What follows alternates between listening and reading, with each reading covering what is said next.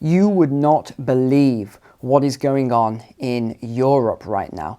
I don't think it would be an exaggeration to use the word unprecedented, because a lot of this stuff even surprised me. I hadn't heard about at least 40% of the things I'm going to tell you today, because you will not find this in any mainstream media. If anything, they tend to report on the opposite, or they tell you about some latest celebrity or something else to distract you.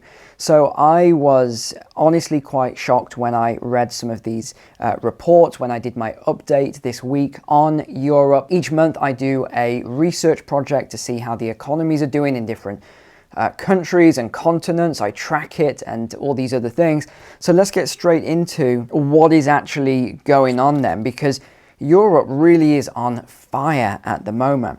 We are seeing, we'll talk about the protests first, but we are seeing mass protests on a level that hasn't been seen in a generation, is what they're calling it. So just in France alone, there was over 1.2 million people protesting in the streets. Some of these scenes are it's absolute carnage, let's just say that.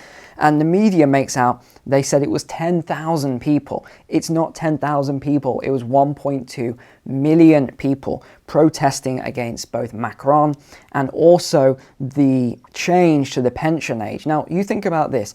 You've worked your entire life, you've paid into the pension pot, as it were, and then you're told that you have to work longer to actually qualify for that pension. Well, no, that's unfair and unreasonable. You've already paid into it, even though it doesn't really work like that. The government just spends the money anyway. But not only were the 1.2 million people in Paris, but they also had anti-NATO protests across 30 other locations across France. This is something you're not hearing about. There are 23 countries right now protesting against NATO and the sending of weapons to Ukraine. Have you heard that on any mainstream media? I very much doubt it. We also have protests in a number of Italian cities, Genoa, Milan, again as many as 10,000 people protesting different things.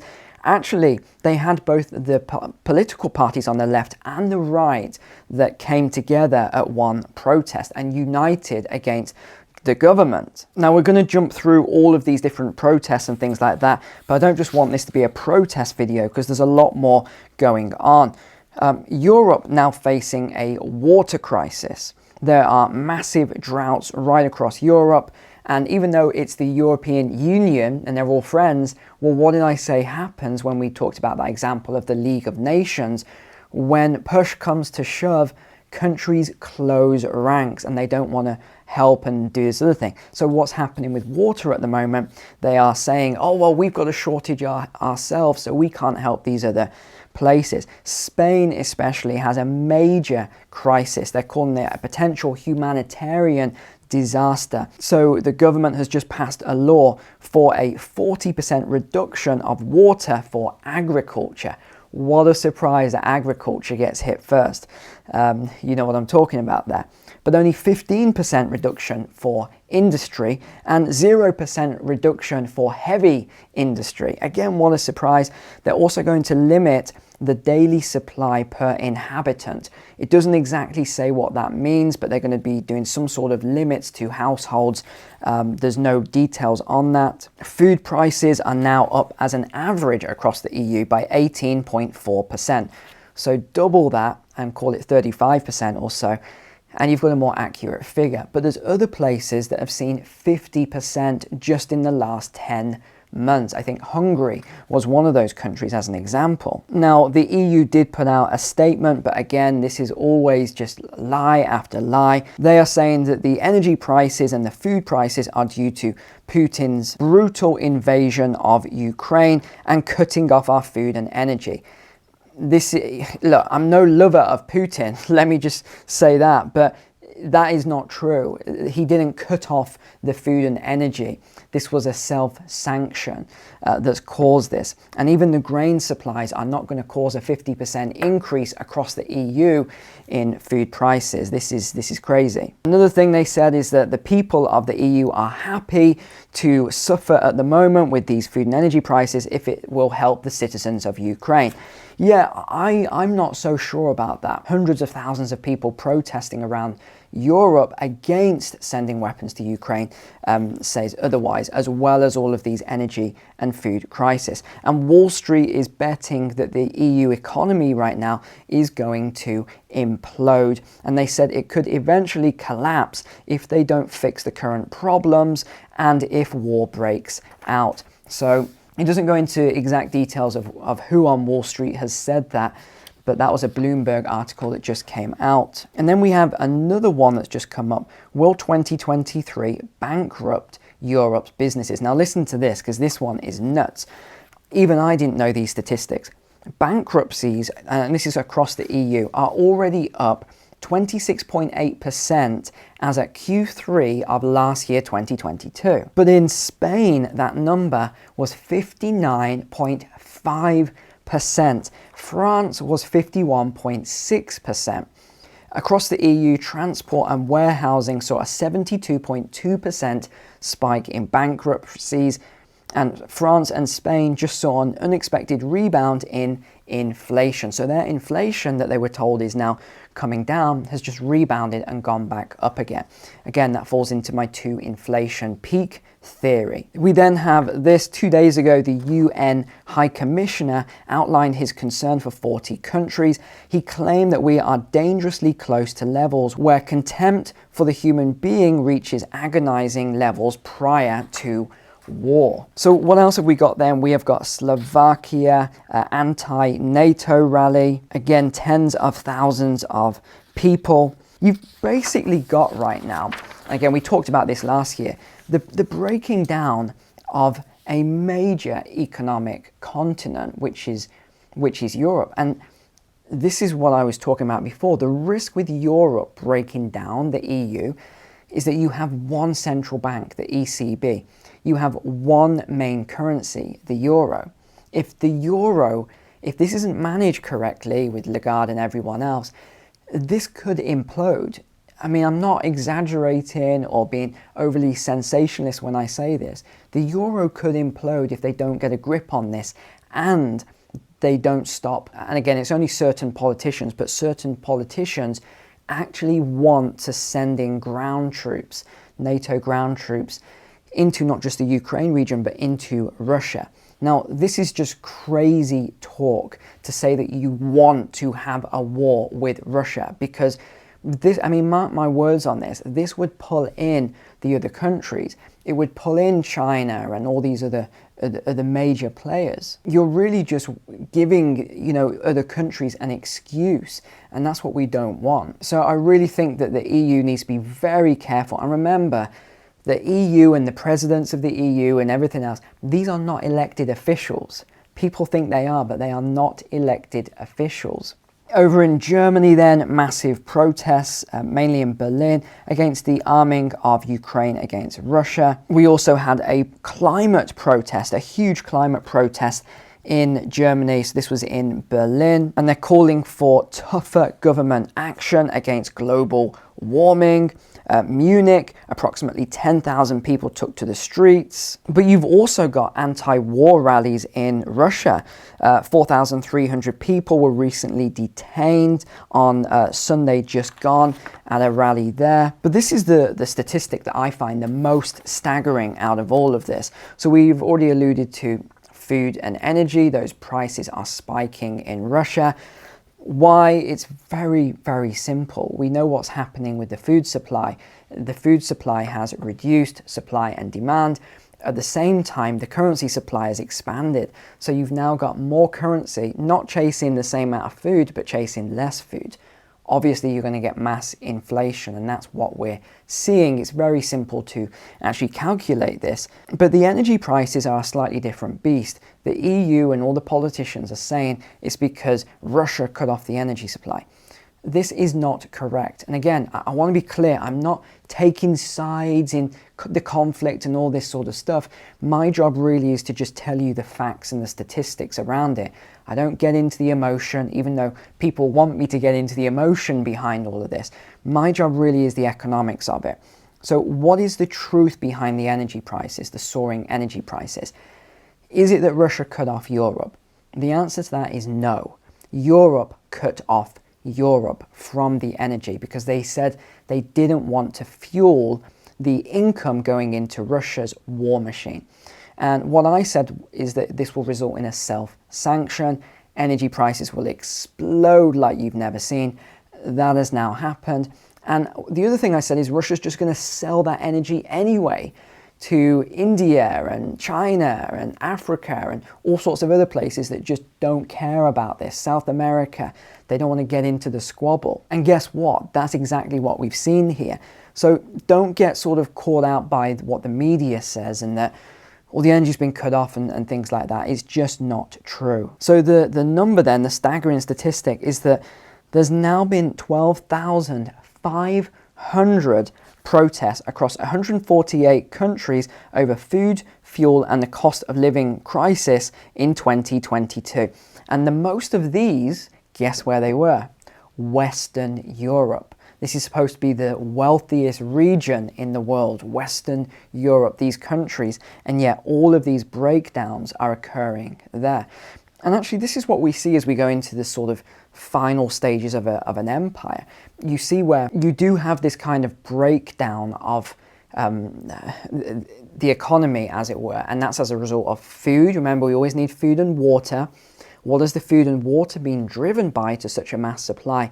That is the energy input, that is the fertilizer input, that is the mechanized machinery which runs on diesel. It's the entire diesel supply chain that we have. All of these things contribute to what Europe is now. As soon as you take that energy out, that natural gas, the diesel, the oil, all the other fuels, what happens is the heavy industry can't compete anymore. It can't produce the same amount at these cheap prices because the energy prices have gone up so much that they have to pass those costs on. And when the consumer is still earning the same wage and now they've got all this inflation and food and energy and now all these other costs, they simply cannot manage it. So what happens is people then start to protest, they get upset, and that's why we're seeing all of these protests. This was very, very easy to forecast. There weren't really any shocks here. Now, the other thing that's happening is the ESG aspects. So the ESG is going on in Brussels and the Netherlands. So we talked about the Netherlands and the closing down of pretty much all the farms over the next decade. But now it's spread to Brussels. This one's slightly different. This is about nitrogen. So Netherlands is about the farming aspect. Brussels is nitrogen. So you've got 2,700 tractors right now blocking the streets in Brussels. We've also got other things going on across the continent. Truckers are blocking highways. Oil shipments have been halted in France. Refineries, Total Energies, Esso, ExxonMobil, Petronas groups, all of these refineries right now are closed. According to the media, these refineries are not open, meaning that this is going to have a knock-on effect to energy supplies and industry in France and the EU as a whole. A fifth of flights have been cancelled. Trains to Germany and Spain are expected to come to a halt this week. Also to the United Kingdom and to Belgium will be reduced dramatically. High-speed trains are being cancelled. The Eiffel Tower is closed. The Palace of Versailles is closed. And this, ladies and gents, this just goes on and on and on.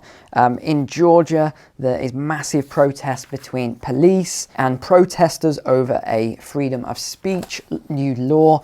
Water cannons and tear gas have been used. They even had to bring in special forces to actually deal with the crowd. I mean, this is how crazy it got. But I'll tell you one thing that this was updated today, is that the government over in Georgia has now, and by the way, I'm talking about Georgia, the country, not the state in the USA.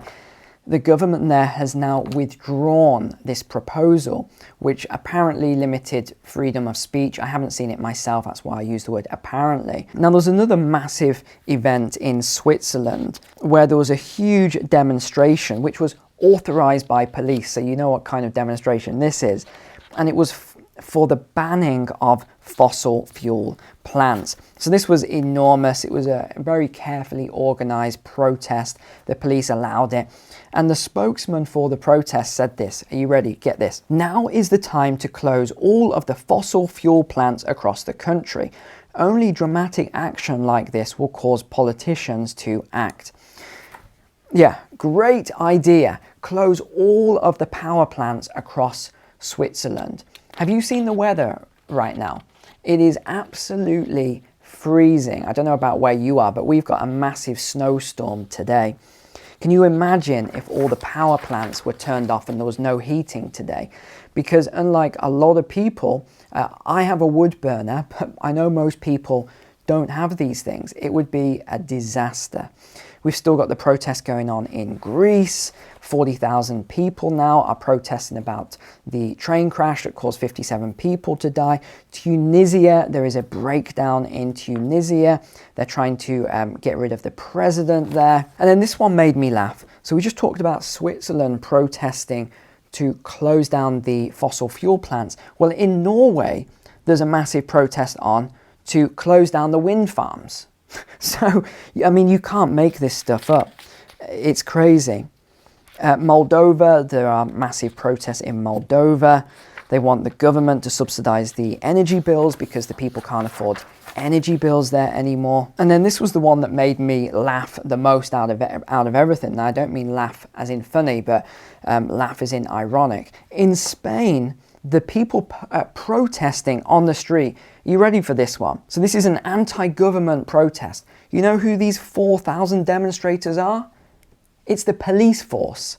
Yes, the police are the ones protesting against the government in Spain right now about this new law that's being passed about photos and images and things like that. So honestly, this is just insane. What we're seeing is a total breakdown, implosion of the European continent. I don't really know how else to explain it. And if they don't get a grip on this now, if they don't take care of everything, you're not just going to see a recession, which is already here. They're trying to hide it.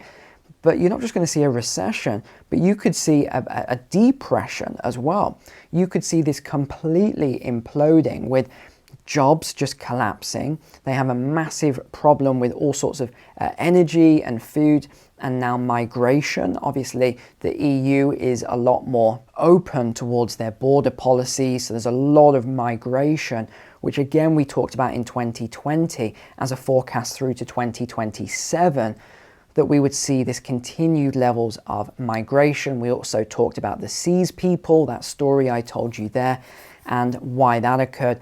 So all we're seeing is a repeat of history. That's what these books are for. All you have to do is read history and you'll see the patterns, and then you won't ever be taken by surprise by all of these events that are occurring right now. It is concerning, it is worrying, I know. I feel the same way about it all. But this is why I keep saying to you, you've got to prepare the best you can for what is going right now, because I don't have a crystal ball. I can't tell you how this is going to end. Maybe we just see another second peak of inflation like the theory I put out across to you all, and that was a few months back now. And that's it. Things go away, the war goes away, conflict goes away, and we go back to some sort of normality, but with much lower standard of living, not just across Europe, but also across the West in general. That includes the USA, Canada, Australia, New Zealand. That's what is the best case scenario, a much lower standard of living.